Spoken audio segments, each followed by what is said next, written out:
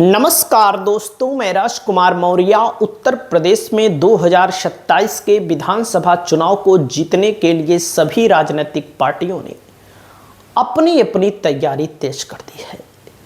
इस समय उत्तर प्रदेश में भारतीय जनता पार्टी की जो करतूत सामने आई है दोस्तों, समाजवादी पार्टी का जो कोर वोट बैंक माना जाता है यादव और मुस्लिम, उसको फार्म 7 के जरिए बड़े पैमाने पर कटवा रही है और कटवाने वाले लोग पकड़े भी जा रहे हैं और सब भारतीय जनता पार्टी के पदाधिकारी हैं।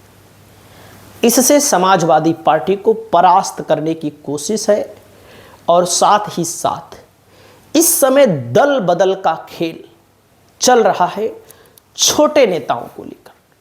छोटे नेताओं का मतलब जो पूर्व के प्रत्याशी रह चुके हैं बसपा के, सपा में आए थे, कुछ लोग सपा को छोड़कर जा रहे हैं फिर बसपा में, क्योंकि उनको लगता है कि समाजवादी पार्टी हमें टिकट नहीं देगी। कुछ लोग बसपा के हैं जो पूर्व के विधायक रह चुके हैं, पूर्व के मंत्री रह चुके हैं, वो समाजवादी पार्टी में शामिल हो रहे हैं। भारतीय जनता पार्टी की सरकार है तो भारतीय जनता पार्टी को इन सब चीज़ों को एकदम लास्ट में मौका मिलेगा करने के लिए, वो करेगी। लेकिन भारतीय जनता पार्टी की नज़र है समाजवादी पार्टी के उन विधायकों पर जो थोड़ा बहुत जनाधार वाले हैं, जिससे भारतीय जनता पार्टी को किसी विधानसभा में दिक्कत है, तो ऐसे विधायकों पर बीजेपी की नज़र है।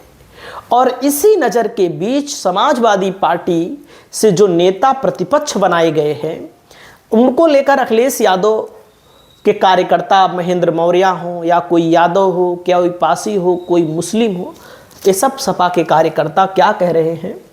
अखिलेश जी कहते हैं कि जो भाजपा के संपर्क में हो वो हमारी पार्टी का नेता नहीं हो सकता। अब बताएं पांडे जी पार्टी के नेता हैं कि नहीं। दोस्तों, पांडे जी को लेकर आप सब जानते हैं कि भाई समाजवादी पार्टी के बहुत पुराने नेता रहे, लेकिन मैं आप सभी साथियों को बताना चाहूँगा और आप सभी साथी जानते हैं इस समय बीजेपी पांडे जी का वोट है बीजेपी के साथ सबसे ज़्यादा, और बीजेपी इनको अपने साथ लाने का क्या कोई प्रयास कर रही है कि इक्के दुक्के जो नेता बचे हैं समाजवादी पार्टी में ब्राह्मण समाज के, तो वे भारतीय जनता पार्टी में आ जाएं।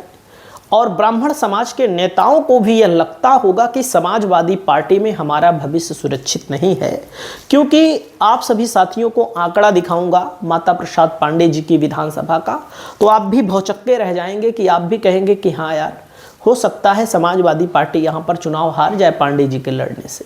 आंकड़ा देखिएगा।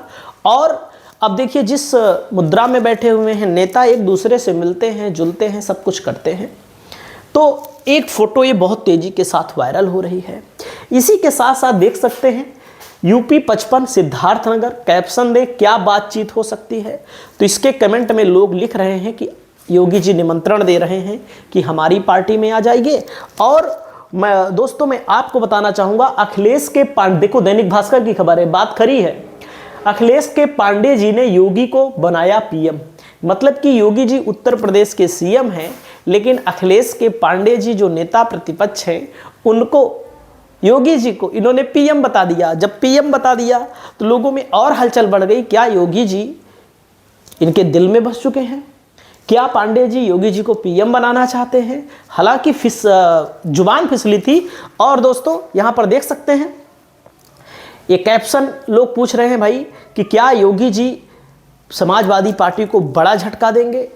क्या जिस प्रकार से मनोज पांडे छोड़कर गए, क्योंकि अखिलेश के बहुत खास थे, जब चर्चा चल रही थी तो समाजवादी पार्टी के समर्थक बहुत उबाल मार रहे थे, कह रहे थे नहीं ऐसा हो ही नहीं सकता। अभय सिंह चले गए, मनोज पांडे, अभय सिंह, राकेश पांडे, विनोद चतुर्वेदी, पूजा पाल ना, आशुतोष मौर्य एक बिसौली का विधायक, और एक गायत्री प्रसाद प्रजापति की पत्नी, हालांकि वे भाजपा में नहीं शामिल हुई हैं, लेकिन कुछ भी हो लोकसभा में बीजेपी के लिए ही प्रचार उन्होंने किया, तो हो सकता है उनकी वापसी भी समाजवादी पार्टी में हो जाए।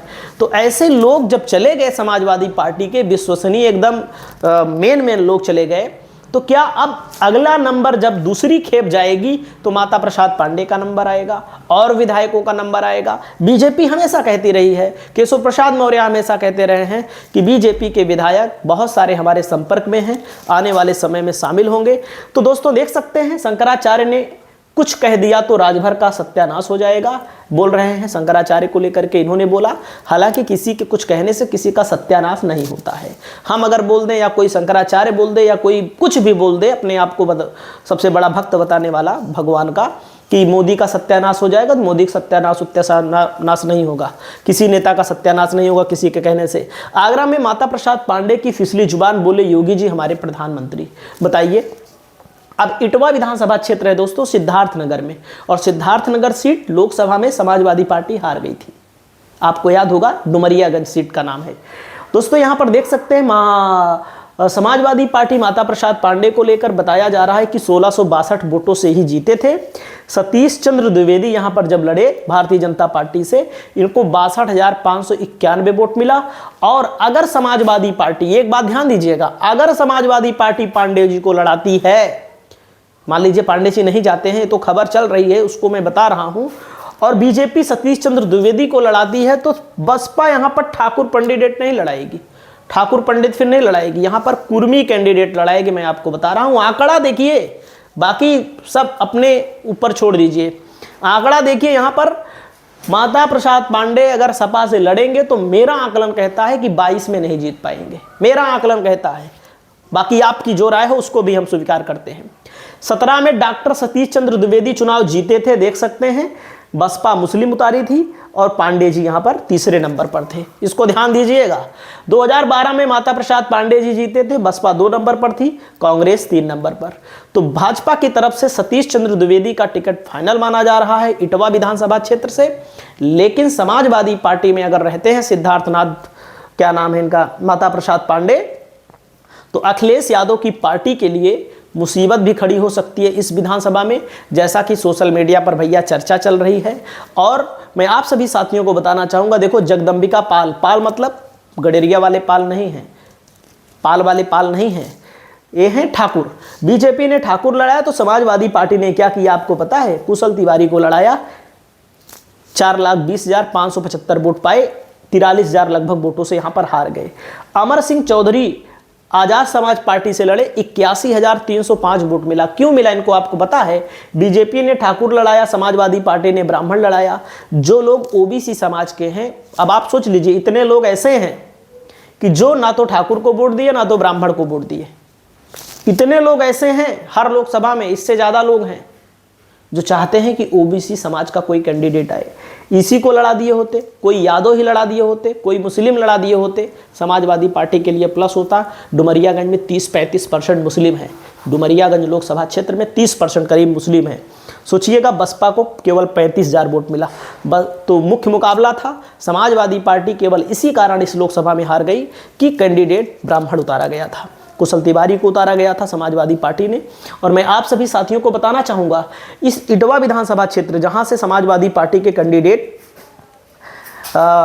देख सकते हैं, कुशल तिवारी को 75,000 वोट मिला, बीजेपी को 73,003 वोट मिला, और अमर सिंह चौधरी को कितना मिला आपको पता है? 13,551 वोट मिला, 13,551 वोट मिला। यहाँ पर आपको दिख रहा होगा, मैं आपको दिखा देता हूँ।